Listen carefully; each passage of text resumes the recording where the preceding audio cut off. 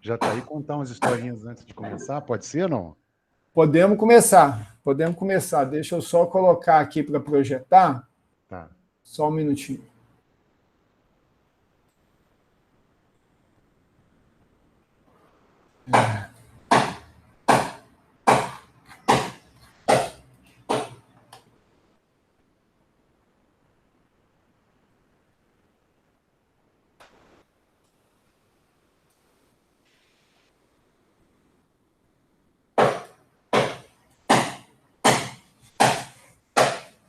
Pode confirmar se a apresentação chegou aí? Chegou, já está aqui.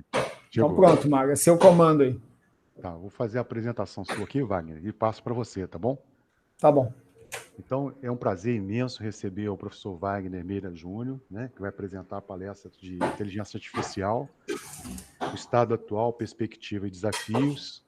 Antes de começar, eu queria dar uma descontração aqui. Conheço o professor Wagner desde o século passado. Somos participantes do colegiado, vamos chamar assim, lá da Sociedade Brasileira de Arquitetura de Computador para Processamento de Alto Desempenho. O professor Ricardo também está aqui. E vimos bastante coisa juntos, né, Wagner?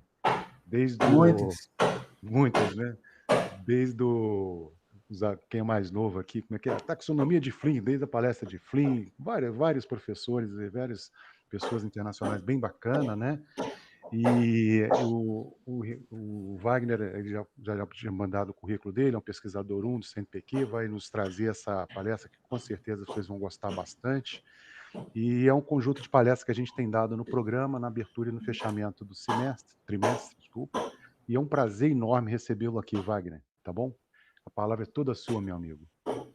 Tá bom, muito obrigado, Mário. Bom dia de novo a todos, né?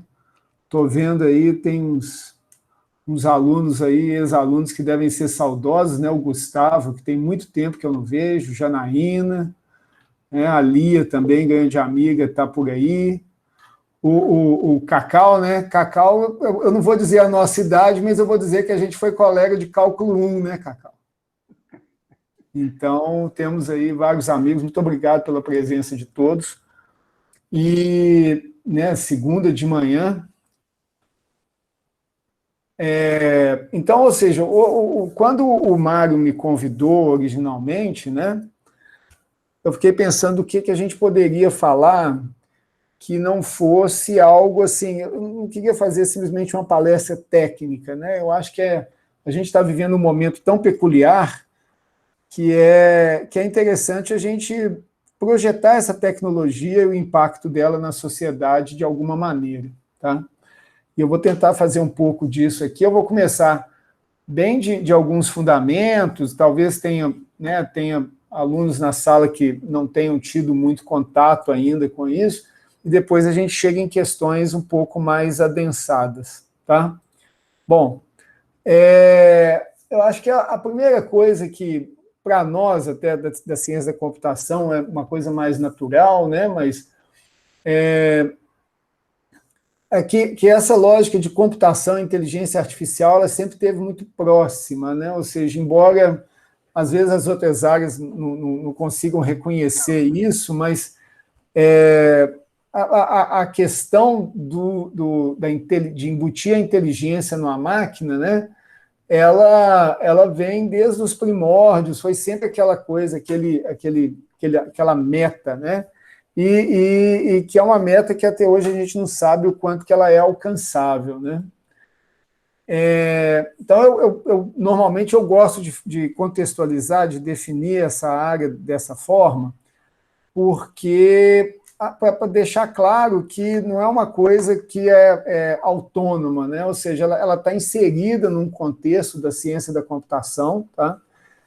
E aqui eu acho que tem alguns aspectos, né, que eu sempre gosto de dar uma enfatizada, que o que é o âmago, né, da ciência da computação, que são modelos, algoritmos e tecnologias, né? E a inteligência artificial ela tem tudo isso até certo ponto, tá? E a ideia aqui é que a gente, ao tentar imitar ou mesmo superar o raciocínio em ações humanas e mesmo de outros seres vivos, aqui é que vem um grande desafio, tá? Mas aqui é só para realmente vocês falarem assim, o que você acha que é inteligência artificial? Eu acho que essa aqui é uma boa definição. Tem algumas características que são bem reconhecidas aí em termos de inteligência artificial, seja a questão de habilidade de decisões autônomas, você ter a capacidade e ter mecanismos de aprendizado, né? Ou seja, você nota que uma coisa é você ter a habilidade de tomar decisões autônomas, ou seja, diante de uma situação, você toma uma decisão. Uma dimensão diferente aqui é você ser capaz de aprender. Ou seja, à medida que isso vai caminhando, você tem algum tipo de mecanismo, algum tipo de estratégia que te faz aprender. E a terceira característica é que você, de alguma maneira, mimetiza o comportamento humano. Então, nota que há um tripé aí, né, que cada uma das características aí, ela é uma característica importante, né, vamos dizer, difícil, talvez trabalhada. Então, por exemplo, quando a gente fala de todo o trabalho de aprendizado supervisionado, de métodos de classificação, métodos de regressão, eles têm embutido neles a questão da decisão autônoma, tá? Você ter mecanismos de aprendizado trabalha numa outra dimensão, no sentido de que quanto mais experiência você tem e quanto mais essa experiência se materializa, mais você é capaz de aprender e aperfeiçoar. Isso não é uma coisa assim automática para muitos modelos e muitas abordagens, em particular as mais tradicionais. E essa coisa da similaridade ao comportamento humano, eu considero a mais desafiadora, né? Porque ninguém entende direito o comportamento humano, né? Então, ou seja, você dizer que você é similar a uma coisa que você não entende, em geral, é muito difícil, tá? E aqui ainda há 3 níveis aqui, né? No sentido de que raciocínio, né? Ou seja, agir de forma racional é algo que a gente entende melhor. Emoções são uma completa caixa de Pandora, algo que ninguém entende. E as ações, ou seja, as reações que os humanos têm, eles também são algo bem difícil de mapear e de manter.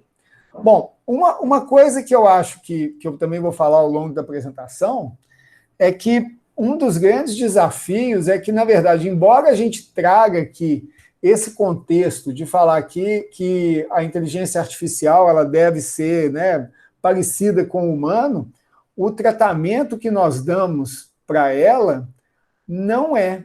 Né? Então, ou seja, tem várias coisas, né, usando aquela máxima do errar é humano, a gente tem várias coisas que a gente não admite que a inteligência artificial erre e torna o processo como um todo muito mais complicado. Tá? Agora, por que tem tanta expectativa, né, na questão da IA? Então, vejam bem, hoje a gente já tem um número enorme, né, há vários anos, inclusive, do que se chama de IA focada, né? Ou seja, você tem algo especializado em uma área, um problema, etc. Há vários que clamam que a gente tem já exemplos de IA generalizada, tá?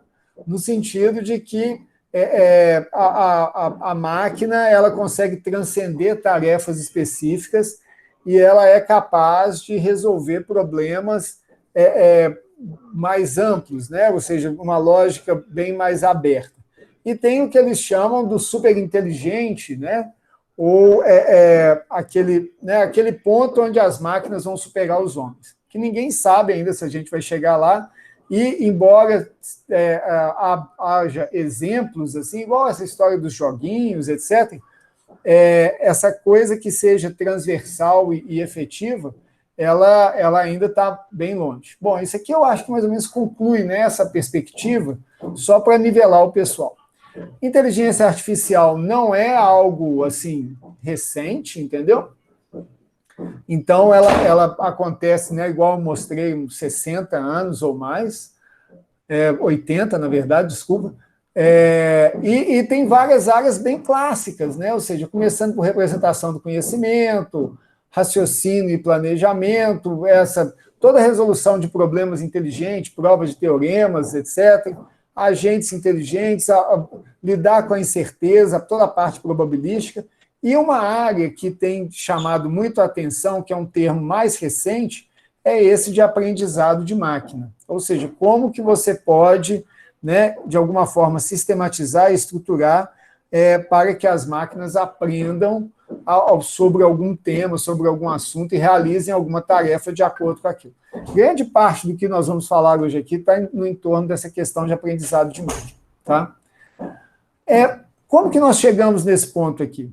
Tá? E isso é uma coisa importante. Primeiro, é que sem dados, a gente não tem realmente aprendizado de máquina e essa parte da inteligência artificial. E o que houve nas últimas décadas, né, 3 décadas ou coisa assim, é que a gente acumulou dados e continuamos acumulando dados como nunca. Tá?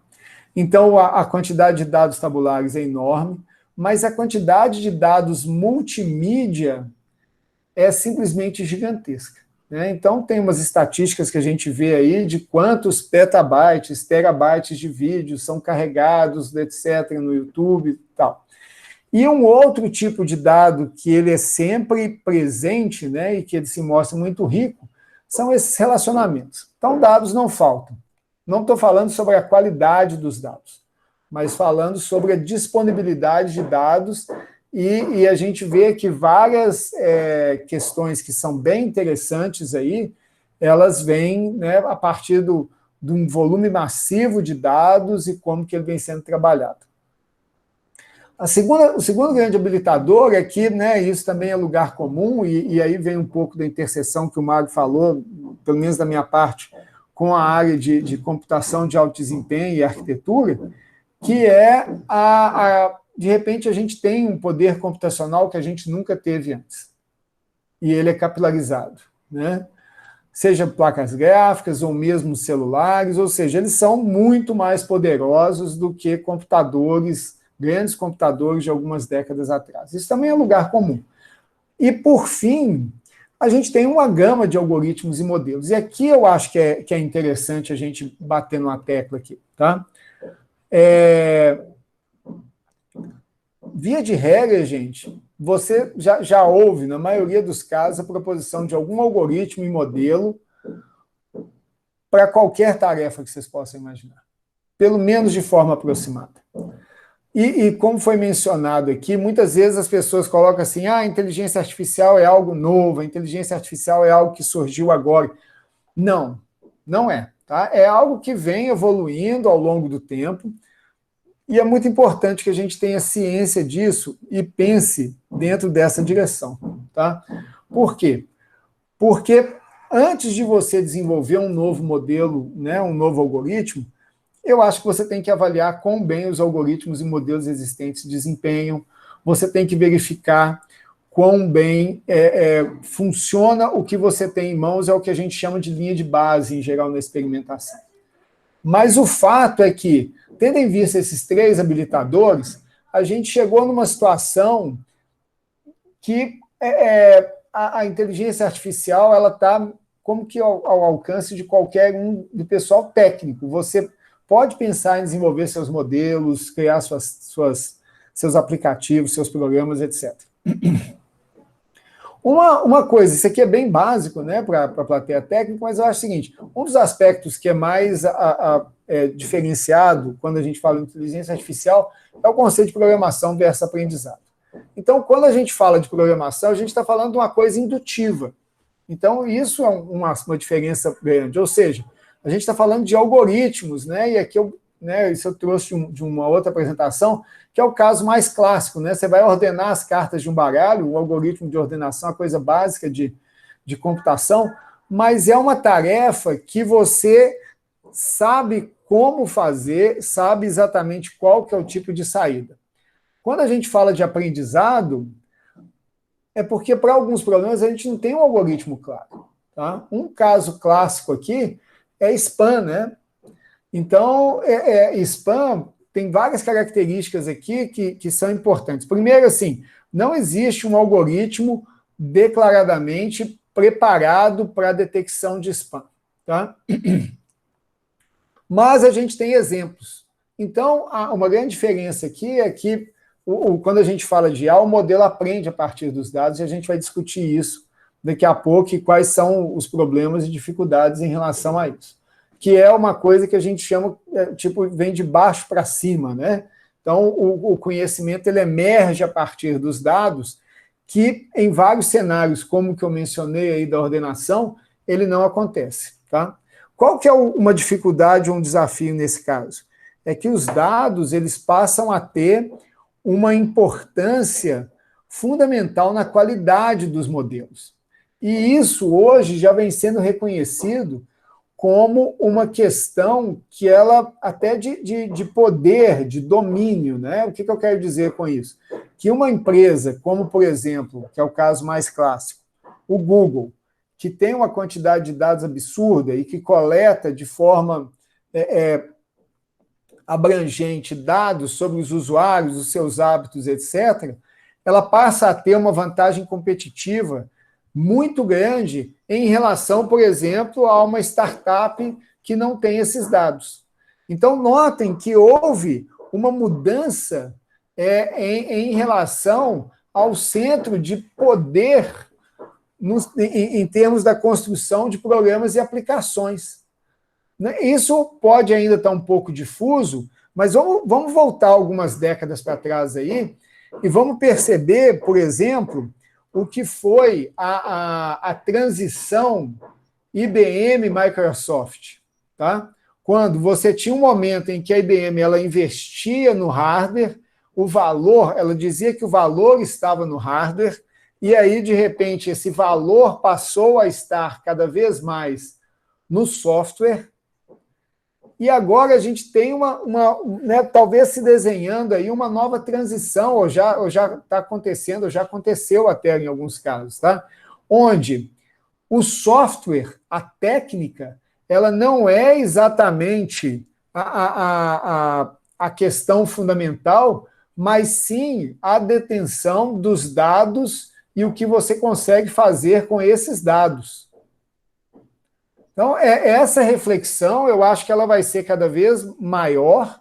Notem que as questões de custo aí, seja de processamento, seja de armazenamento, elas são cada vez mais prementes, né? Já existe toda uma discussão aí sobre a pegada de carbono dos data centers, sobre o quanto que, né, a gente precisa de equipamentos para efetivamente fazer uma inteligência artificial, mas essa mudança de perspectiva, que na verdade não é uma mudança de perspectiva, né? Por quê? Porque, como a gente vai ver na sequência, essas redes neuronais, elas existem há décadas.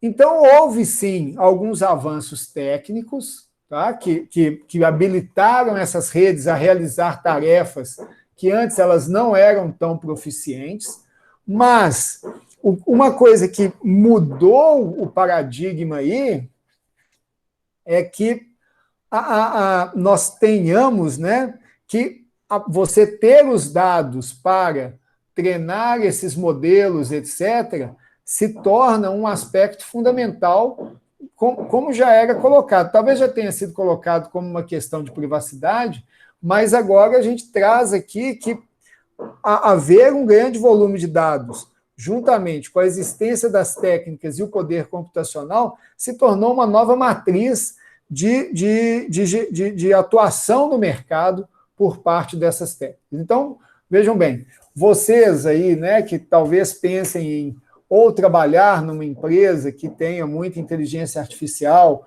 ou ter uma startup, etc., é muito importante vocês terem essa perspectiva de que, na minha época lá, né, quando a gente falava de uma empresa de informática, a gente discutia muito essa questão da nossa capacidade de criar algoritmos, programas, sistemas. Então, nesse momento, a matriz, né, de elementos, de poder que é necessário, ela mudou. Então, ou seja, não dá para você imaginar que você vai ter um projeto, né, um produto de sucesso que utilize intensamente inteligência artificial e que não seja compatível com essa característica. Mas a gente vai falar mais disso. Na verdade, eu considero que o problema ele é bem mais complexo do que simplesmente ter dados, e isso, embora seja uma vertente fundamental nesse momento, eu acho que ela vai ser superada num momento não muito distante. Tá? Bom, uma das questões fundamentais aqui é quando a gente fala da capacidade de aprendizado dos modelos. Aí sim é uma questão técnica. Aqui é talvez uma das últimas fronteiras técnicas que nós temos. Eu fiz essa figurinha aqui só para a gente resgatar esse ponto, que nem tudo virou apenas dados, ou nem tudo virou apenas você ter um domínio de mercado, tá? Então, aqui a gente tem, né? Você quer fazer uma tarefa que vai separar os círculos dos triângulos. Você vê aqui que tem um modelo muito simples, que é uma reta, e que várias coisas ficam do lado errado, tanto os círculos quanto os triângulos. E aí você tem um modelo muito mais complicado, mas que ele é capaz de separar com quase perfeição, a menos desse triângulo aqui, os dois lados. Tá? Nesse sentido aqui, gente, tem uma série de compromissos, né? Então, tem uma série de questões que são colocadas, não só no sentido dos modelos eles serem muito específicos, deles terem uma baixa capacidade de generalização, que é um problema clássico, mas, mais recentemente, em termos de que, se nós queremos algum tipo de imitação do raciocínio humano, a gente deveria ser capaz de entender, não só olhando essa figurinha simples, que essa figurinha ela é muito simples, assim, considerando a maior parte dos modelos que existem hoje em dia, mas você entender, do ponto de vista do raciocínio humano, como que isso pode ser generalizado ou pode ser entendido, e você pode utilizar esse modelo como convencimento, que é algo que a gente vai falar mais à frente. Bom, aí chegam as redes neuronais artificiais, né? Então, elas são a grande coqueluche do momento. Curiosamente, nós estamos, né? Isso é uma coisa que, do ponto de vista de computação, é muito interessante, tá? Essa vida das redes neuronais, né? Esse ciclo de vida dela é muito interessante. Por quê?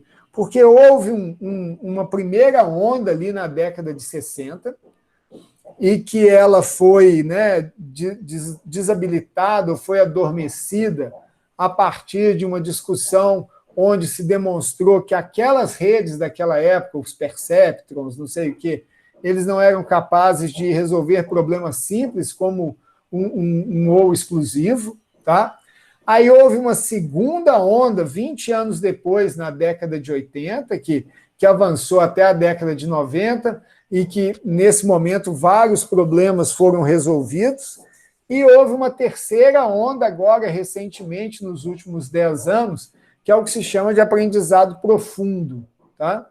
Nós vamos mencionar uma coisa ou outra a respeito disso, mas, assim, a ideia das redes neuronais é que elas são uma mimetização do cérebro, né?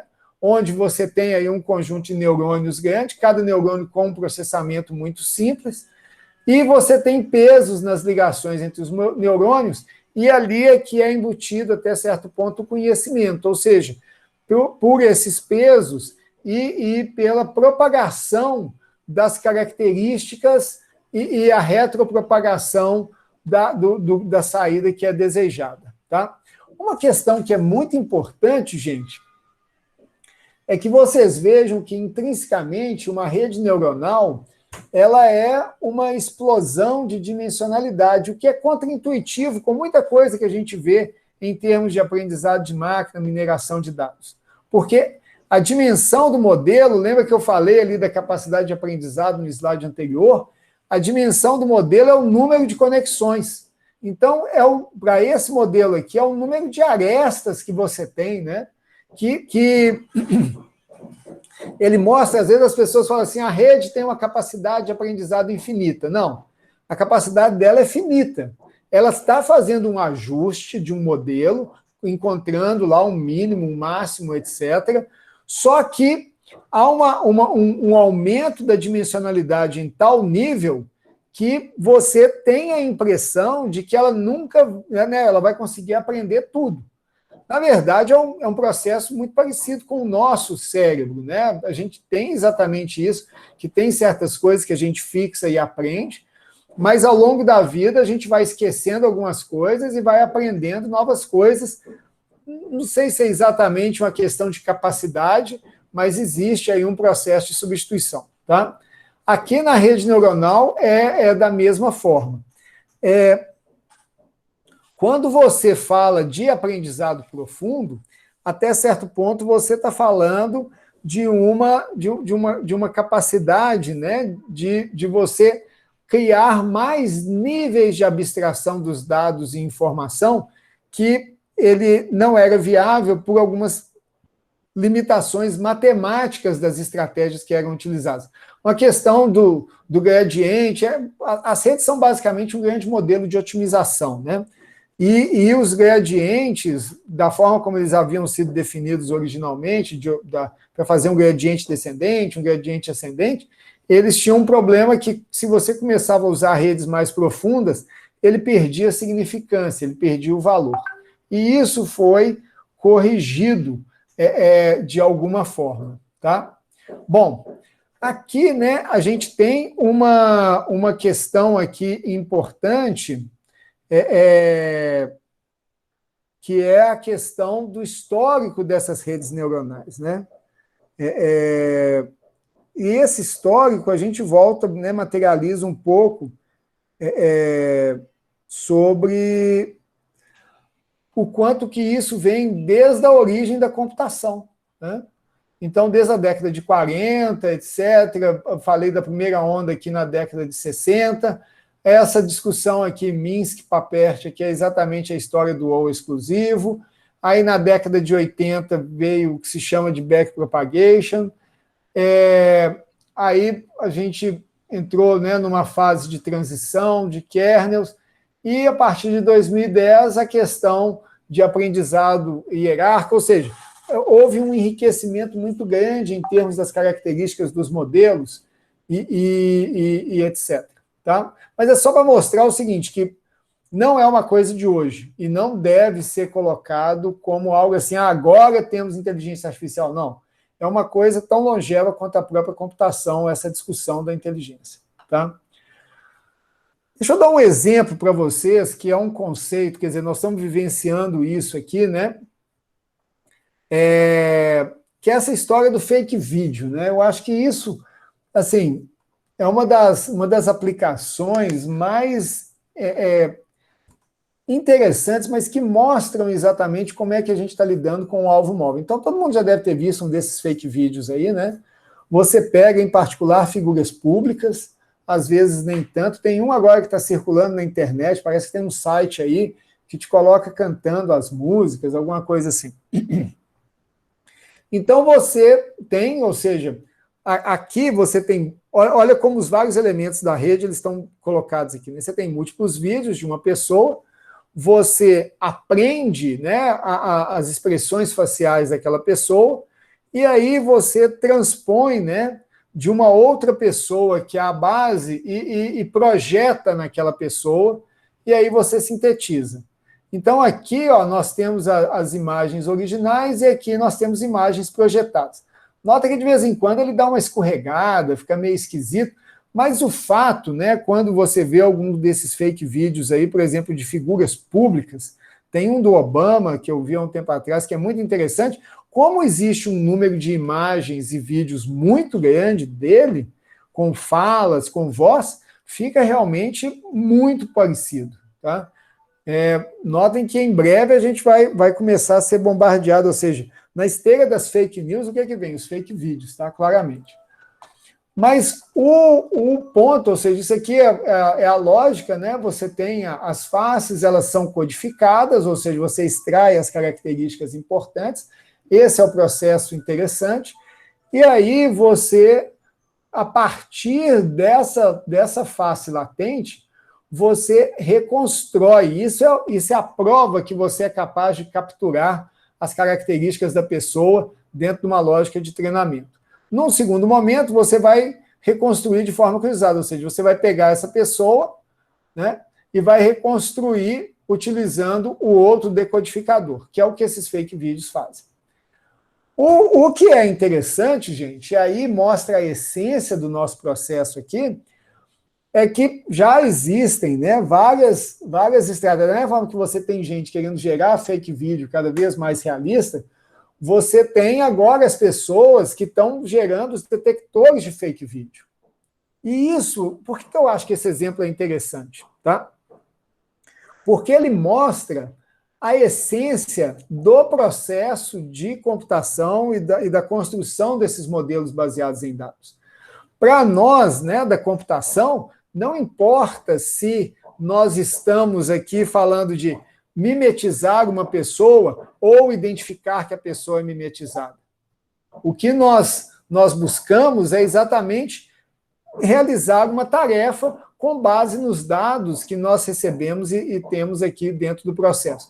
E notem que daqui a pouco, ou seja, a gente vai entrar, igual acontece no caso do spam, na mesma lógica gato e rato, ou seja, o pessoal do fake vídeo vai cada vez se tornar mais elaborado e o pessoal da detecção do fake vídeo vai cada vez se tornar mais elaborado. Onde que isso vai parar? Não sei. Por quê? Porque aí você começa, né, num futuro, em algum, né, que eu não sei quão distante ele está, a chegar nos limites das tecnologias que são utilizadas em cada caso e que elas sim vão ter que ser aperfeiçoadas e talvez isso até mova todo o funcionamento para frente. Tá? Mas assim, o que eu trouxe esse exemplo aqui foi mais para mostrar essa coisa de idas e vindas aqui. Bom, eu tinha colocado alguns exemplos aqui, eu vou falar só de um exemplo, né, e vou deixar aqui para referência. A gente submeteu recentemente, aí dentro daquele edital do MCTIC, FAPESP, e não saiu o resultado ainda, um Centro de Inovação e Inteligência Artificial para a Saúde. Tá? Por que eu trouxe essa definição aqui? Né? Porque aqui a gente introduz algumas coisas que elas são novas, né? Ou seja, aqui tem tal a coisa típica, métodos, técnicas, estratégias de IA para os problemas da saúde. Até aqui, gente, normal. Aí começam coisas que a gente já não é tão usual em falar, que é ética, transparência, equidade, promovendo um ciclo virtuoso de interações com indivíduos, médicos e profissionais de saúde. Tarará, visando o bem geral. Tá? Eu acho que, mais do que nunca, a gente entende a importância de que a saúde ela é um aspecto fundamental da sobrevivência. Né? E quando a gente fala aqui de trabalhar estratégias de IA para problemas de saúde, eu coloco em paralelo e com igual importância as questões de ética, transparência e equidade que a gente vai falar. Tá?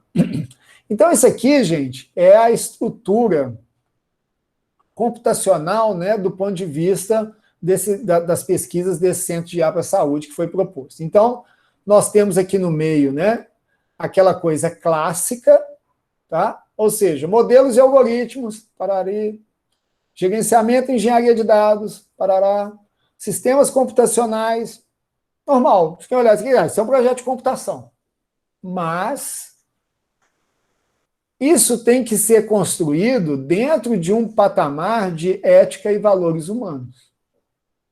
Aqui vem uma grande diferença, gente. Talvez, se houver uma mensagem para vocês levarem dessa apresentação minha aqui, é que nós estamos longe do ponto de vista, em termos de sistemas de IA, desse tipo de sistema, deles atenderem esses requisitos aqui. Tá? Então, imparcialidade, transparência, responsabilidade, isso é uma questão em aberto, né? Nós estamos longe ainda, tá? E os atributos técnicos, esses a gente conhece, né? Eficiência, escalabilidade, a coisa clássica aqui, né, da SEAC-PAD e tal. Só que vejam bem, você construir os modelos de IA, vamos voltar na figurinha original aqui um minuto. Você construir bons modelos, isso aqui é o clássico, gente. Tá? Isso aqui, né, todo mundo que trabalha na área faz. Né? Você tem toda uma questão aqui de de como é que você vai incorporar esses sistemas em maior ou menor nível. A questão de dados é sempre um desafio, eu já mencionei isso para vocês. Modelos e algoritmos têm sido o foco por décadas, tá? Mas aí, de repente, atributos técnicos também têm sido muito falados, né? Ou seja, na hora que você fala de ter sistemas efetivos que funcionam na prática, isso aqui é muito importante. Agora, isso aqui dá uma boa bagunçada, tá? Ética e valores humanos. E juntamente com todo o resto. Então, é disso que a gente vai falar um pouco agora na sequência aqui, tá? Eu vou avançar. Então, assim, tem várias linhas, né? Eu vou só falar rapidamente, ou seja, nesse centro, prevenção de doenças crônicas, etc., telemonitoramento e tecnologias móveis. Isso aqui são né? Estou fazendo marketing de 30 segundos aqui, dos subprojetos aí, né? Medicina personalizada em oncologia. Então, vocês vejam que tem muitas coisas aqui, diagnóstico orientado por inteligência artificial, que é um tabu, tá? Esse aqui eu acho que vale a pena falar um minuto, que é muito importante, veja, já é claro, né, na comunidade médica, que eles não vão acatar simplesmente o que se chama de técnicas caixa preta, né? No sentido de que você tem um resultado e você não explica para o médico, para o profissional de saúde, por que o resultado é aquele, e aí, simplesmente, a gente vai entrar num problema que já existe há décadas, né? O pessoal aí mais antigo, quer dizer, os nomes, lá atrás, quando eu estava na graduação ainda, existia um conceito que chamava sistemas especialistas, e naquela época já se falava de sistemas especialistas aplicados à área de saúde. E uma pergunta que vocês podem ter, mas até hoje a gente não conseguiu vencer essa barreira? Não, por quê? Porque, na verdade, você tem que promover uma mudança de cultura. Não adianta simplesmente você entregar uma tecnologia sem que aquilo, de alguma maneira, passe a fazer parte da vida daquele profissional. Então, o diagnóstico ele é o caso clássico, né? Por quê? Você sempre ouve essa figura mítica aí de que uma máquina ia substituir o médico no seu diagnóstico. Mas o problema é que, na verdade, mais e mais, primeiro, os médicos não querem ser substituídos. Tá? Então, a gente tem um problema aí de ovo e galinha. Segundo, que há uma percepção cada vez maior que se essas tecnologias elas forem capazes de empoderar os médicos, de tornar o trabalho deles melhor, isso vai ter um resultado que é melhor para ambas as partes. Tanto os sistemas eles vão se tornar cada vez melhores, quanto os médicos vão errar menos. Por quê? Porque quando nós olhamos a característica entre os sistemas e a atuação dos médicos, eles acabam tendo, vamos supor, estratégias diferentes. Um sistema típico desses de inteligência artificial, ele tem uma capacidade de avaliação de múltiplos perfis, múltiplas possibilidades simultaneamente muito grande. Mas, por outro lado, pela própria experiência limitada que ele tem, ou pela incapacidade de certos raciocínios abstratos, ele não consegue realizar inferências e generalizações que o médico faz cotidianamente. A pergunta, e o que eu considero como sendo um desafio muito mais interessante, é como que você usa o melhor de cada um para obter uma soma superlinear. Né? Ou seja, como que 1 mais 1 vai ser maior do que 2. Eu não estou mais interessado só no 1 humano e o 1 máquina. Eu estou interessado em saber o quanto que os dois juntos vão mais longe. Isso tem algumas consequências, como a gente vai falar daqui a pouco, que são bastante interessantes, tá? Então, cirurgia, que é um caso tal, epidemias, né? A gente colocou, obviamente, porque é algo que ninguém sabe até onde que vai, como que vai, ou o que a gente poderia ter feito antes disso que, né, abateu sobre nós nesse último ano aí. Tem no agronegócio, eu vou passar rapidamente, porque eu estou com medo já do horário aqui, e aí a gente chega numa questão que ela é muito importante. Agora vamos voltar um pouco aqui, que a gente vai falar de algumas coisas técnicas, tá? A gente ouve falar muito de modelos que são lindos, maravilhosos, fritam ovo, falam mamãe, tosse, espirra, etc.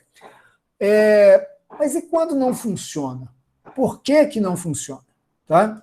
Então, já existe, obviamente, todo um entendimento, né, de por que certas coisas não funcionam. E aqui, essa é a tríade clássica, né? O dado é ruim, o modelo ele é incapaz de aprender pela complexidade da tarefa, a gente ilustrou isso naquele modelo, a reta ou a curva lá separadora, ou a questão de calibragem, né? Ou seja, você não foi capaz de vivenciar, de entender os parâmetros que o modelo tem que ter. Aqui, gente, vem uma visão pessoal minha em relação ao uso desses modelos e da inteligência artificial. Tá? Por que nós, profissionais da área, nós temos que entender o funcionamento do modelo? Exatamente para poder responder essa pergunta aqui. Tá? Por que o modelo falha? Porque quando o modelo funciona, maravilha. Né? Não tem por que a gente ficar preocupado. Mas e quando ele falha? Como é que a gente vai descobrir por que que ele falhou? Como é que você vai poder afirmar que está faltando dado, ou que o modelo é incapaz de aprender, ou que você não fez o processo de calibração adequadamente? Esse, gente, é o grande desafio técnico que nós temos hoje em dia em termos da ampla utilização de inteligência artificial. Modelos que não funcionam direito, ou que funcionam parcialmente, ou que funcionam em dados de laboratório e depois não generalizam, é o que você mais vê na rua. As técnicas para tentar minimizar isso, elas também são várias, e é interessante a gente trazer essa discussão para mais perto da gente. E aí, né, para a gente concluir essa primeira fala aqui, né, ainda há várias limitações e várias questões aqui que elas são importantes, tá? Então, essa demanda por computação e armazenamento, a gente ainda está na era do desperdício, isso é uma coisa bem clara, aos poucos ela vem mudando. A questão da opacidade dos modelos eu já falei. Certas tarefas continuam sendo dificílimas, tá?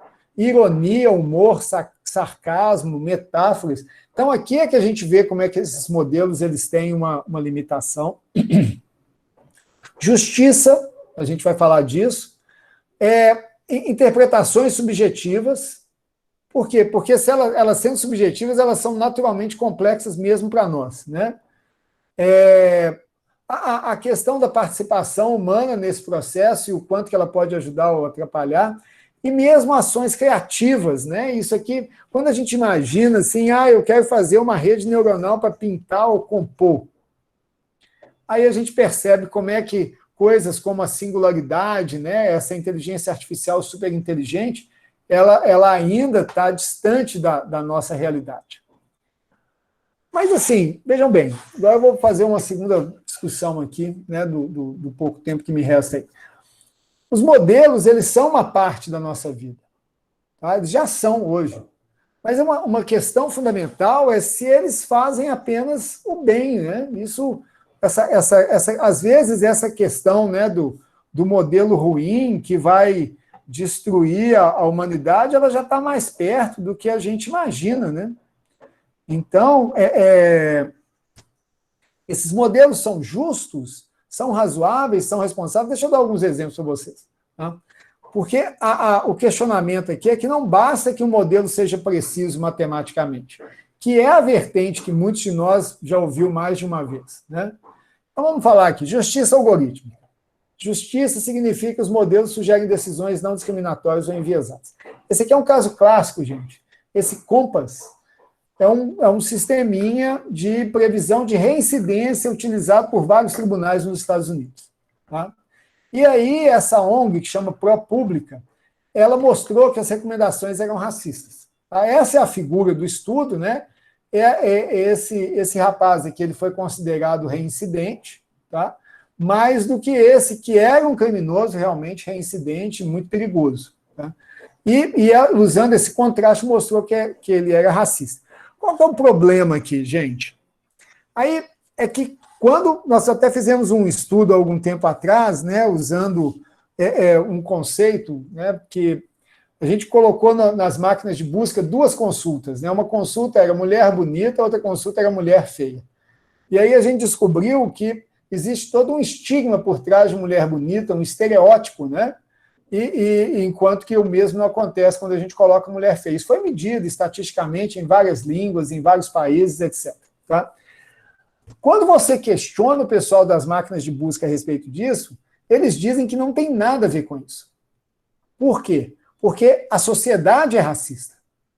Mas veja bem, a partir do momento que você é um provedor de serviços, que você tem um objetivo, né, de criar esses modelos, e você está, entre aspas, vendendo isso, ou capturando os dados das pessoas em relação a isso, é uma questão de responsabilidade técnica que você garanta que o seu modelo não é discriminatório ou não é enviesado, ou, se o for, você tem que avisar.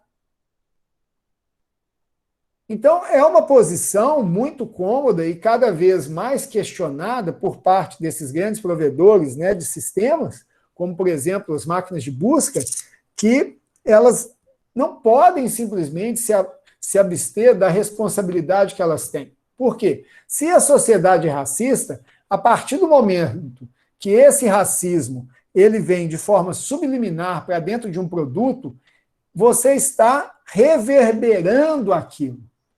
Entenderam como é que a questão ela tem que ser olhada de uma forma muito mais cuidadosa do que simplesmente pegar uma massa de dados que ela pode ser enviesada, que ela pode ser discriminatória, e aí nós vamos dar outros exemplos aqui, e sair utilizando. Por isso que isso se tornou uma questão fundamental.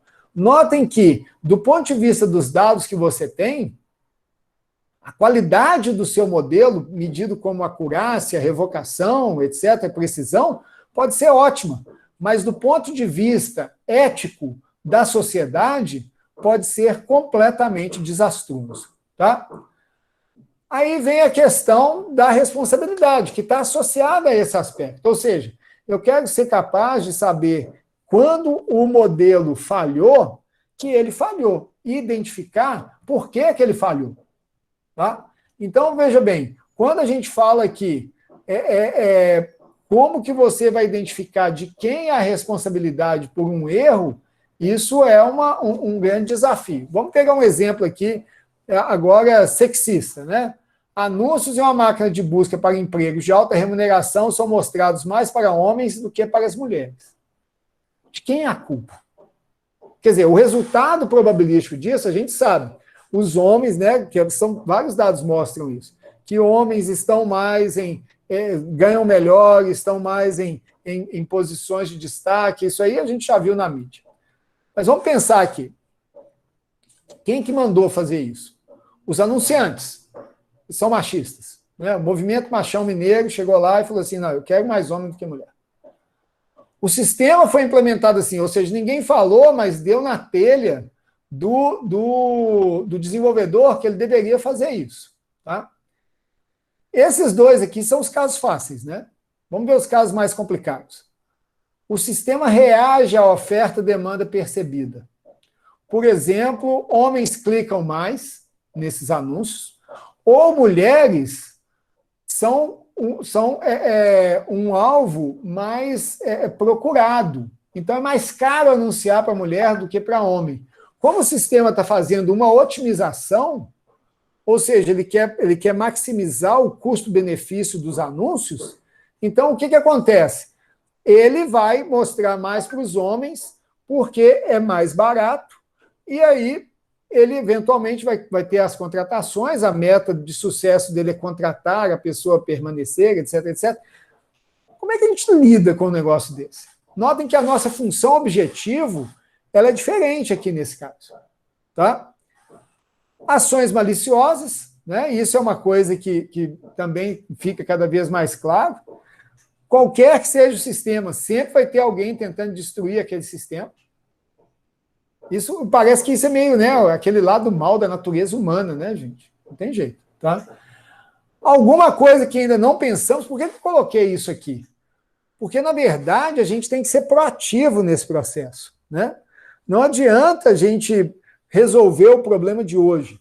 A gente tem que exatamente tentar entender e, pelo menos, sermos capazes de detectar os problemas de amanhã, tá?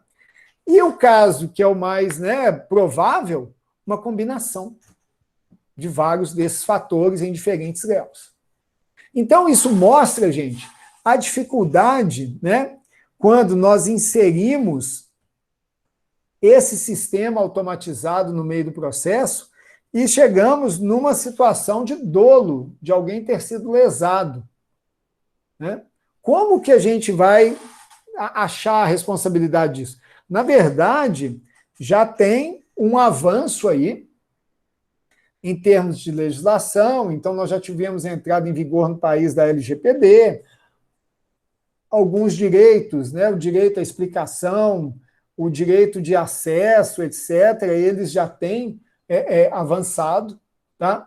Mas tem muito chão ainda, principalmente do lado técnico, né? Notem que nunca é uma boa ideia que a tecnologia passe a ser regida pela legislação, tá? E, por fim, a gente tem a questão de transparência, né? Que é o que eu mencionei para vocês, no sentido de que não basta você ter um bom modelo computacional. Você tem que ter elementos para que esse modelo ele seja explicado e isso funcione como uma estratégia de convencimento. Então, aqui, né, nós temos alguns modelos já de explicação, e a ideia, por exemplo, desse modelo de explicação aqui é ele identificar quais são os sintomas que foram utilizados para fazer essa previsão, né, que a pessoa vai ter flu aqui nesse caso. E isso é uma área gigante isso é uma área gigante de pesquisa que ainda está sendo construída. E que infelizmente, eu não vou ter tempo de entrar nesse detalhe aqui. Mas eu quero chamar vocês à reflexão para uma outra coisa, tá? Para concluir aqui. Nós fomos, né, em grande parte, formados para realizarmos, né, para construirmos modelos matematicamente precisos, modelos eficientes, e, por muitos anos, a figura de futuro da inteligência artificial ela era uma figura substitutiva. Ou seja, nós sempre pregamos assim, algum dia a inteligência artificial vai substituir o homem. Mas o que a gente percebe nesse momento? À medida que essas tecnologias elas passam a ser utilizadas para a sociedade, pela sociedade, ao invés da gente verificar uma substituição completa, a gente começa a ver um processo de reinserção, é o que se chama do humano no loop. A gente começa a ver um processo de reinserção. Vamos voltar um minuto nessas três questões que foram colocadas aqui. Justiça, discriminação. Justiça e discriminação são conceitos definidos pela sociedade. Inclusive, são conceitos que vêm evoluindo ao longo do tempo. Então, vamos pegar um caso, né, fora do Brasil, só para não entrar em polêmicas aqui. Até o fim da década de 80, ou seja, nós estamos falando há pouco mais de 30 anos, racismo era uma política de Estado na África do Sul. Eu não estou nem falando do racismo da sociedade, não. Vejam bem, existia um país que tinha na sua Constituição o racismo. Nós estamos falando há 30 anos, gente. Tá? Então, né, nós aqui de mais idade, a gente lembra quando houve esse movimento para acabar com isso na África do Sul. Mandela, aquelas coisas lá. Tá? Segundo caso, responsabilidade. Tá? O homem, assim, pode até ser que o golpe final tenha sido dado pela máquina, pelo modelo. Mas vocês viram por aqueles vários exemplos ali que é muito difícil a gente separar a responsabilidade do homem da responsabilidade da máquina nesse processo. E no terceiro caso aqui agora, notem que eu só vou poder dizer que eu tenho uma técnica transparente quando os profissionais, né, as pessoas que vão fazer uso daquilo, elas concordarem. Vamos pegar um caso cotidiano nosso. Todos nós, de uma forma ou de outra, a gente usa esses instrumentos de navegação, né? O Waze, Google Maps, esse tipo de coisa assim. Tá? Notem que essas ferramentas, por exemplo, elas não são transparentes. Não que, veja, a maioria de nós nem se preocupa com isso. Elas não são transparentes. Elas até dão um nível de transparência, né? Quando você pega um desses, né? Eu acho que o Google Maps faz isso, e ele mostra 2 ou 3 trajetos alternativos, ali já é um início de transparência. Mas, em geral, ela não te explica muito bem por que ela está sugerindo aquele trajeto que ela está sugerindo. Tá? Uma outra coisa é que, vamos dizer, como que essas ferramentas, usando esse exemplo simples aí, elas poderiam empoderar, né? Elas poderiam exatamente aprender com os seus hábitos, de alguma forma, mas elas estão longe de fazer isso. Tá? Elas poderiam interagir com você, igual quando, né, você tem um carona que vai te dizendo para onde que você vai, o que você faz, etc. Notem que a interação, que era um conceito antigo, né, que eu acho que deve ter caído meio em desuso, que antigamente você tinha o conceito do chapa, né? Quem é mais antigo deve lembrar disso. Você estava chegando numa grande cidade, ficava um monte de gente parado ali na entrada da cidade para orientar caminhoneiros para onde que eles tinham que ir. Aí o caminhoneiro chegava, parava, contratava um chapa, aquele chapa ia guiando ele até o ponto que ele tinha que ir para entregar a mercadoria, e isso era um serviço. Nota que essa coisa de GPS, etc., sumiu com o chapa. Né? Ou seja, foi uma profissão que caiu em obsolescência. Né? Mas aqui, notem que ainda tem muito a ser feito para a maioria das aplicações, e essas aplicações sérias, vamos dizer assim, elas se tornam mais preponderantes ainda, porque nós estamos falando de produtividade, nós estamos falando de assertividade, nós estamos falando de como que você vai realizar esse trabalho. Bom, para concluir, tá? Inteligência artificial não é algo que apareceu nos últimos 5 anos, né? Nem foi a capa da Veja que lançou isso. Ela vem evoluindo continuamente e vai continuar evoluindo. Né? O ritmo de evolução das técnicas e modelos, ele meio que independe. Obviamente que o mercado, mais gente trabalhando, aumenta a probabilidade de você ter avanços. Tá? Mas isso vem evoluindo. A inteligência artificial e os algoritmos, eles vieram para ficar. Né? Então, aqui tem uma velha piadinha, né, gente? Na minha época de graduação, ninguém sabia o que era um algoritmo.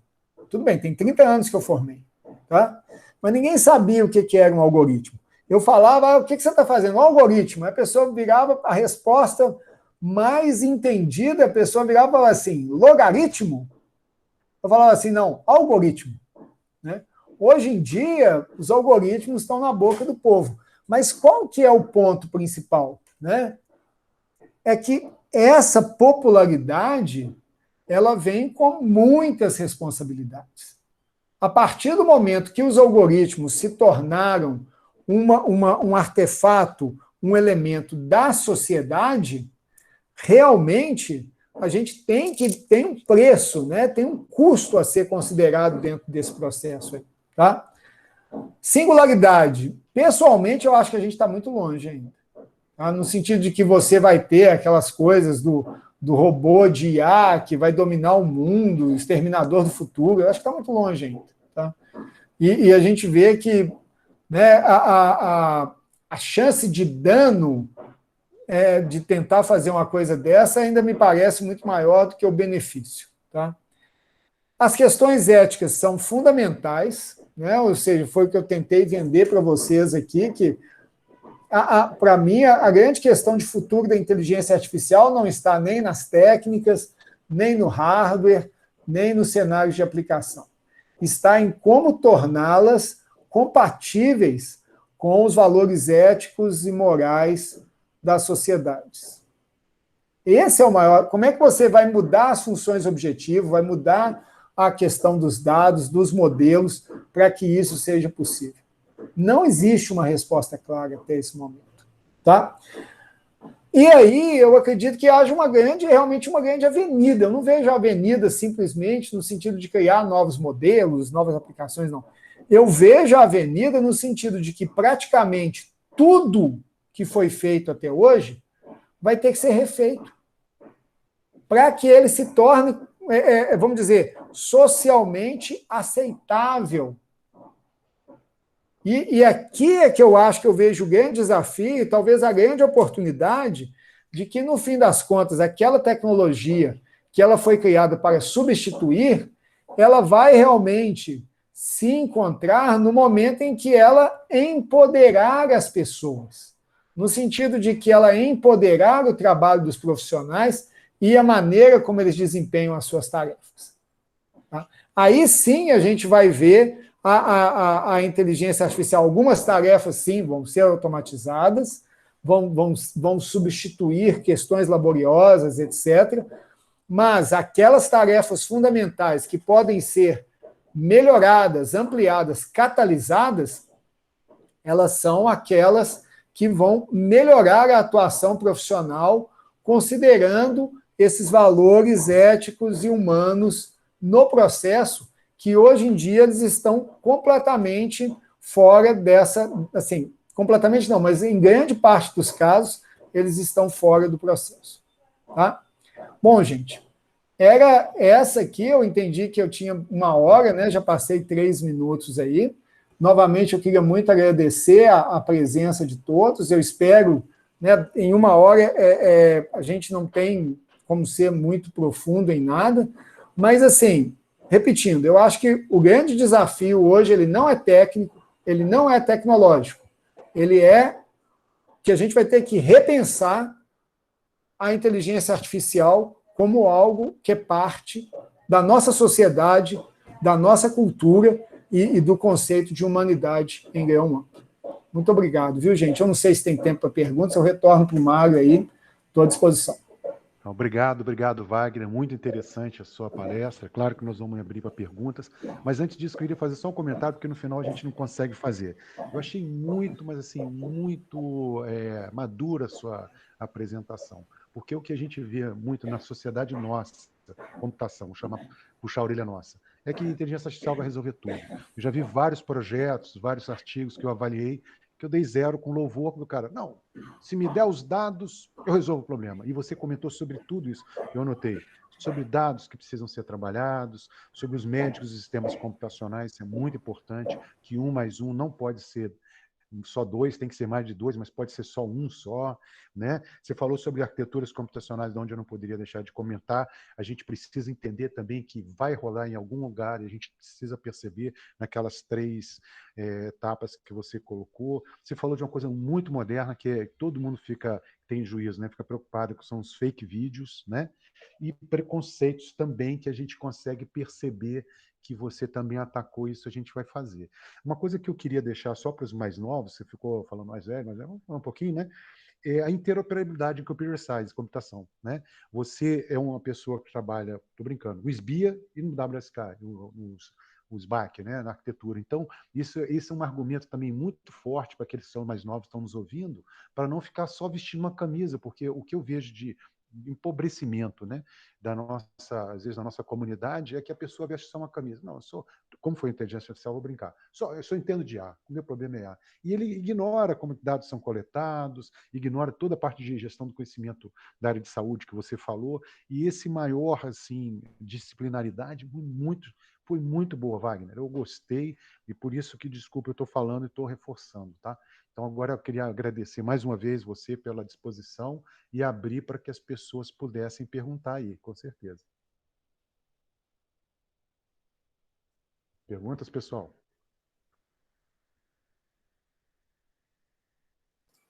Professor, Pois não? Vai lá, João Marcos. eu sou da área de inteligência, especificamente de uma parte da inteligência que está focada em tanto resolver o problema quanto explicar o problema. E você passou mais rápido pelo horário, mas eu queria saber se você consegue destacar hoje alguma coisa, alguma técnica ou algum caminho que o pessoal tem tomado em relação a isso. Da minha parte, por exemplo, eu trabalho com o professor Éder há algum tempo em programação genética, e grande parte do foco que a gente tem nos trabalhos é tanto de tentar resolver o problema de alguma forma, mas também de tentar descobrir como que o problema foi resolvido, né, de extração de conhecimento direto dele. O que você destacaria hoje, fora isso, que tem sido assim, relevante, né, nessa direção? Ô, João, sua pergunta não é simples de responder, não, tá? Desculpa, Eu, pode não, tentar mas dar o eu acho que máximo resumido, porque a eu pergunta, sei que é um a buraco pergunta maior. boa é essa mesmo, tá? Mas veja bem, eu acho que tem um aspecto aí que eu vou responder, né, no contexto aí da programação genética, tá? Eu vou te responder com uma pergunta, que na verdade, duas, né, que eu não sei a resposta, tá? Quando você fala de programação genética, existe um conceito, né, comum aí, há mais tempo eu já trabalhei um pouco com isso, que é o conceito de função de fitness, né? Ou seja, a função de ajuste, etc., que ela acaba cumprindo o mesmo papel das métricas de função objetivo, otimalidade. Tá? Então, tem uma primeira, vou fazer primeiro uma observação, depois eu vou nas duas respostas. Tá? Há muito tempo atrás, né, logo nos primeiros cursos que eu ministrei, eu tinha um curso que chamava Computação Heurística. Né? E esse curso ele misturava tudo. Né? Isso tem uns 20 anos, assim. Ele misturava tudo, misturava essa parte genética, misturava um pouco de otimização, mineração, aprendizado de máquina. Era uma coisa bem misturada, mas que no fim era bem interessante.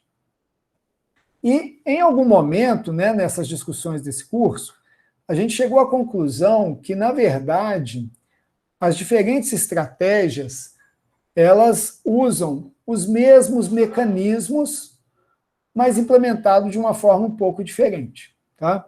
Então, no caso aí do mundo genético, né, ele tem três mecanismos clássicos, né, que é a otimização, né, ou seja, que é você valorizar mais as soluções que são melhores, a troca das experiências, que é exatamente de onde vem aquela coisa do crossover, do genético, etc., e a randomização, que é uma coisa clássica hoje em dia para todas as áreas, né? Você usa a randomização como uma estratégia de fugir de mínimos locais e de armadilhas que você possa ter caído. E aí a gente olhava e via que estava lá em algoritmos genéticos, estava em sistemas fórmicos, estava em simulated annealing, ou seja, várias dessas técnicas do que a gente chamava de computação heurística, elas tinham isso. Agora, recentemente, né, quando você pega redes de aprendizado profundo, elas, além da randomização inicial do treinamento, você tem essas estratégias de dropout, que é você sortear alguns neurônios para não funcionarem. Então, isso, tudo, gente, tudo que coloca um random é uma estratégia de randomização. Tá? Entendam isso. Em qualquer lugar, você falou assim, colocou um random, você está indo para aquela direção da coisa aleatória e que a randomização pode te tirar do mínimo local, pode evitar que você caia numa armadilha. Bom, então, nesse sentido, João, a minha primeira sugestão é que você olhe para o lado e você pode ver em outras estratégias, né, em outras áreas próximas que tentem resolver problemas semelhantes, ideias bem legais do que você pode fazer. Agora, do ponto de vista de programação genética, dentro dessa perspectiva que a gente colocou aqui, eu teria duas questões, né? Até porque esse conceito de função objetiva, função fitness em algoritmos genéticos, em programação genética, ele é uma coisa muito forte. Então, eu perguntaria, né, como que você inclui nessas funções de fitness esses aspectos éticos e humanos, tá? E vou dar um paralelo daqui a pouquinho aqui. E a segunda questão, que você também falou, e a programação genética, ela, por gerar um resultado sistematizado, ela traz essa questão, que é como que você avaliaria a interpretabilidade dos modelos que você gera. Então, eu não estou nem dizendo que o modelo é interpretável ou deixa de ser interpretável. Eu estou querendo saber como é que você mediria isso. Tá? E no caso da função objetivo, nota que a gente tem, sim, vários trabalhos aí, um trabalho bem clássico, são esses trabalhos de regularização, onde, por exemplo, você torna os modelos, até certo ponto, mais interpretáveis, porque você esparcifica a solução, esse tipo de coisa assim, laço, L2, né, usa muito em regressão, mas, assim, como é que você mudaria a sua função de fitness na mesma direção? Seja para torná-lo mais interpretável, seja para torná-lo mais humano. Ok? Então, dentro dessas direções que eu falei, eu ficaria, né, ficaria muito curioso de ver, numa lógica de programação genética, usando esses 3 mecanismos clássicos aí que são comuns, como que você incorporaria na função objetiva essas 2 dimensões? Não sei se eu me fiz entender. Sim, fez sim. Tá bom. Obrigado, viu, cara? Wagner, Obrigado, a gente tem outra pergunta aqui do professor Leonardo Goliatti, agradecendo a palestra, a gente recebeu vários elogios aqui a palestra, né, muito bacana, e ele pergunta assim, tem uma pergunta que são 3 em realidade. Como lidar com as incertezas nos dados e como isso pode influenciar os modelos inteligentes? Quanto à incerteza, é intrínseca aos dados. Como atribuir uma medida de qualidade dos dados? E a última seria, um excesso de incerteza nos dados poderia nivelar por baixo a aplicabilidade dos modelos? Tá bom, obrigado, Mário e Leonardo. Olha só, Leonardo, eu tô feliz aqui, viu, Mário? Porque só vem pergunta complicada, né? A colocação que você fez, Leonardo, e as suas dúvidas, elas são completamente legítimas e são dos maiores desafios, tá? Vamos lá. Primeira questão a ser colocada aqui, sobre a primeira pergunta sua. A situação em relação à incerteza nos dados, ela assim, ela é mais complicada do que talvez você imagine em muitos casos. Por quê? Porque uma parte significativa dos modelos, ele assume que os dados não têm certeza. Entendeu? Então, ou seja, veja bem, se você tem suspeitas, evidências, e nós vamos falar disso daqui a pouco, sobre a qualidade dos dados, você deve levar isso em consideração na construção do seu modelo, na escolha da sua técnica. Tá?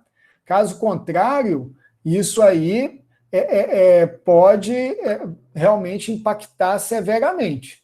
E como eu falo da qualidade no fim, tá? Como que isso impacta? Isso impacta errando, que é uma brincadeira, né? Eu estou vendo o Arbex aí, o Xará aí, errando feliz, né? Isso é um conceito clássico, você erra feliz, porque o dado ele te dá uma noção enviesada, incompleta, ruidosa, e aí você vai passar a tomar decisões com base em dados ruins. Existem técnicas para melhorar isso? Existem, né? Você tem várias estratégias de robustez. Nota que robustez, ela está naqueles atributos técnicos daquela figurinha que eu mostrei, né? Então, você tem estratégias para fazer isso sim, e deve utilizar, elas têm um custo, elas têm uma perda, mas você deve utilizar, tá? Para tentar melhorar. Agora, vamos lá. Como é que você mede a qualidade dos dados? Aqui, o Leonardo, é outra dimensão onde o humano volta. Existem algumas medidas de qualidade que elas são objetivas. Então, você tem um sensor, alguma coisa assim, você vai coletar aquele dado do sensor e aí você vai ver se o sensor é preciso ou não. Mas existem outras medidas, vamos pegar aí um diagnóstico médico, alguma coisa assim. Normalmente, para você chegar à conclusão se aquele diagnóstico é bom ou não, você vai precisar de uma junta médica, ou você vai precisar de ver o histórico todo do paciente e ver se a pessoa acertou ou não acertou. Então, nota que quanto mais o valor agregado do dado e a importância que ele pode assumir, as medidas de qualidade elas podem ser diferentes. Intuitivamente, a medida de qualidade, isso tem, eu não sou um especialista na área, mas assim, você tem algumas dimensões que são bem clássicas, né? Fidelidade, precisão do dado e tal, mas ela se torna complicada quando ela chega no subjetivo. E concordo com você no seguinte sentido, isso é talvez uma das grandes frustrações das pessoas que vão trabalhar nessa área, né? É que, na verdade, 70% do esforço está no braçal associado aos dados. E a construção daquele modelo bonito, exótico, frita ovo, fala mamãe e tal, é 5% do esforço. Tá? Legal, Olha lá, Bex estava com uma pergunta aí. E aí, Chaga, beleza? Ô, Meira, prazer falar com você. Primeiro, obrigado. A Arbex é da turma nossa aí, viu? A gente ia nos eventos juntos, então, né, Cacau, Mago, Arbex, o pessoal, a gente não fala a idade, não, mas a gente fala que já aconteceu. Tá? É verdade, é verdade. Ô, Xará, você já respondeu em parte o que eu gostaria de saber com essa pergunta que o professor Leonardo fez. Mas eu queria exatamente, ou particularmente, essa mesma pergunta relacionada com aspectos humanos da imprecisão. Se a gente, ou seja, a questão da ética, porque se a gente não acaba levando isso para juízo de valor. Ou seja, ao meu entender, você não teria como capturar, eu posso estar completamente enganado, você não teria como capturar a fidedignidade ou talvez uma medida de qualidade para essa incerteza a partir de valores humanos, que foi o que você abordou. Olha só, Wagner, eu não estou dizendo que é fácil, não. Mas eu estou dizendo que a gente tem que perseguir. Tá? Então, veja bem, o que esses grandes provedores que estão acumulando milhares de dados, etc., embora, sim, eles ainda estejam muito sujeitos ao viés, mas você note que quanto mais opiniões você tiver e algum tipo de balizamento de opiniões, e a gente já tem alguma experiência nisso no âmbito de sistemas de recomendação, a gente vê que isso tem um nível de estabilidade, de robustez. Obviamente que certas questões sempre vão ser muito delicadas, essas questões de foro íntimo, questões de racismo, sexismo, etc., etc., etc., elas são sempre muito delicadas, mas é importante, a gente não pode decretar, essa seria a minha visão, a gente não pode decretar que isso é inviável, entendeu? Que isso é impossível. Porque, na verdade, a gente vai estar, ao fazermos isso, a gente está dizendo que nós nunca vamos conseguir passar de um certo nível, de um certo patamar. Eu sou mais a favor de lutar pela consciência, ou seja, a gente ter ciência e consciência do que é capaz de fazer com a tecnologia, como sendo o caminho para que a coisa seja construída de maneira robusta e concreta. Entendeu? Eu concordo com você. Assim, tem um gráfico aí que às vezes eu mostro em palestra que mostra que para o pessoal dinossauro, a gente sempre tem essa percepção de que a inteligência artificial vai mais piorar o mundo do que melhorar. Né? Talvez por já ter visto muita coisa na vida, etc.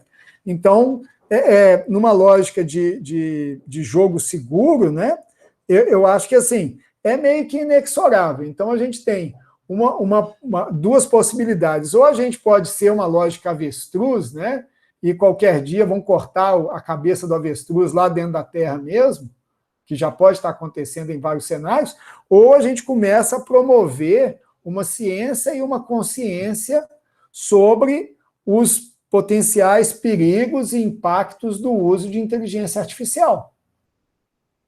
E isso vai ser um processo. Quanto tempo vai demorar para convergir? Não tenho a menor ideia. Tá?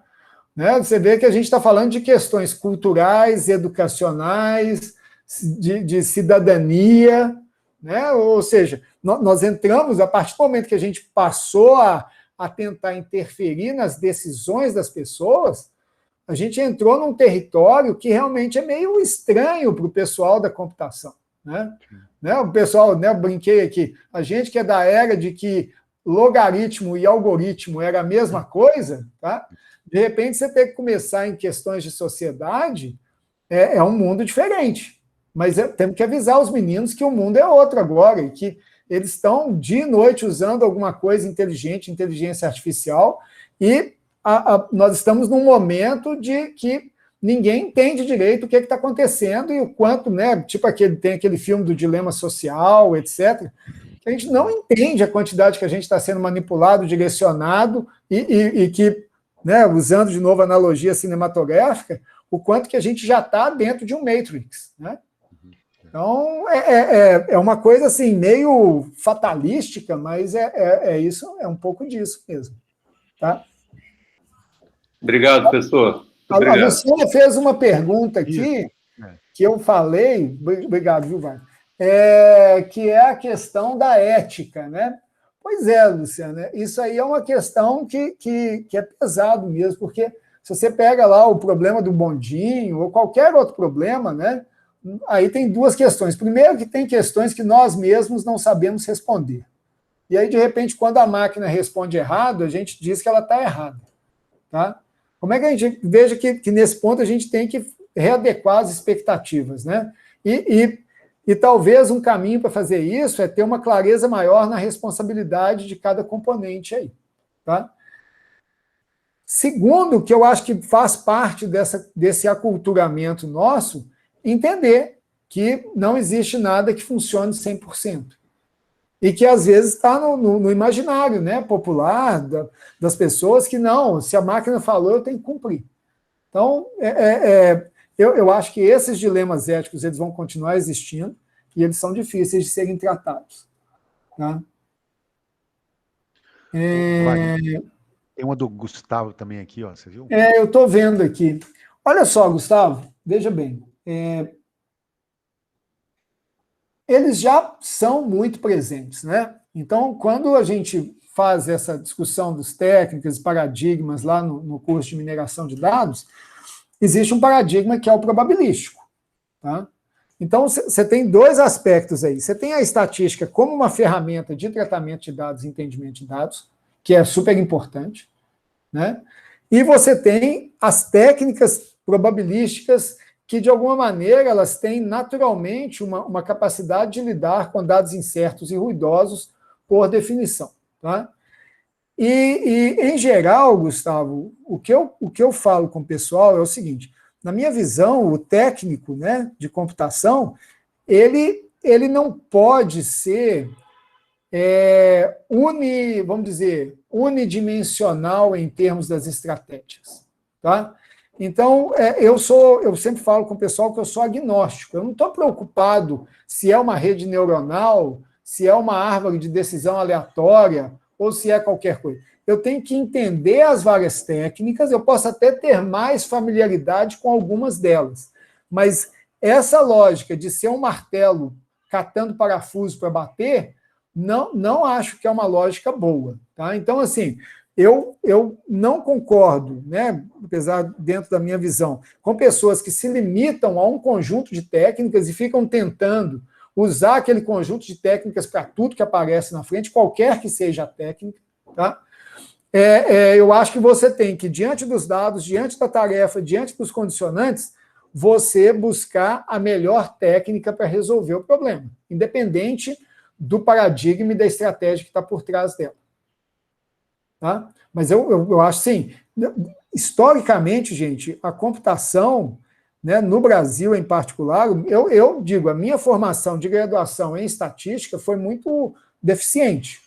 Isso é uma coisa que nós temos tentado melhorar na UFMG, e eu acho que todo mundo tem tentado melhorar, porque tem uma distância entre o estatístico e o uso da estatística.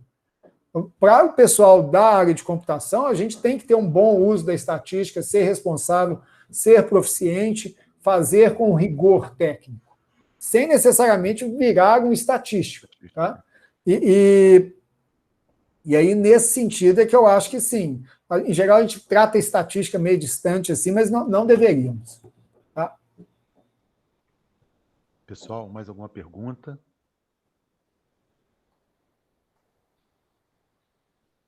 Parabéns, Wagner, Ricardo. Wagner, eu queria, então, agradecer a você. Muito boa palestra, muito consciente, assim, trouxe aspectos que vão trazer amadurecimento, com certeza, naqueles que não nos conhecem, né? De eventos igual a gente há muitos anos, né? E essa maturidade computacional que tem que passar por pessoas, processos, né? E claro, tecnologia que a gente sabe. Muito obrigado. Seja sempre bem-vindo aqui no nosso programa, que a ideia é sempre a gente ter esses debates e trazer pessoas igual você, tá? E queria deixar a palavra final para você, e com agradecimento de todo mundo aqui, tá? Bom, gente, agradecer mais uma vez aí, né, a presença, as perguntas, né, agradecer em particular o Mário aí pelo convite, o pessoal do programa de pós-graduação. É sempre um prazer, né, poder falar, poder discutir. Eu acho que não existe uma verdade única, né, e nós, como técnicos que somos ou estamos em formação para tal, é muito importante que a gente pratique cada vez mais a parcimônia, né? A gente vem de uma cultura cartesiana, de ciência exata, e transicionar para esse mundo mais humano da sociedade é um grande desafio. Tá? Então, veja, se há uma sugestão que eu posso dar para vocês a gente deve manter o rigor, a qualidade técnica, mas sem fechar os olhos para o cenário onde a gente está inserido. Tá? Estou sempre à disposição, né, e o que eu puder ajudar, né, mensagem, etc. Infelizmente, eu não posso convidar ninguém para visitar o FMG nesse momento, mas vai ser sempre, né, muito bem-vindo, muito obrigado aí mais uma vez. Tá? Wagner, muito obrigado, viu? Eu que agradeço, gente. Parabéns para você. Seja muito bem-vindo sempre aqui. Vou abrir a câmera aqui para não dizer que eu não abri, né? Acho que ninguém, né? Já passei da época, né? Tá bom? E aí, Fernando? Tá? Obrigado, gente. Muito obrigado, Wagner. Obrigado a todos por participarem, viu, pessoal? Muito obrigado. Eu mandei que lá no dia 14/6 nós vamos ter outra palestra que, com certeza, vai ser interessante para complementar tudo que o professor vem falando, tá? Muito obrigado, Wagner. Obrigado. Um bom dia a todos, gente. Se cuidem aí.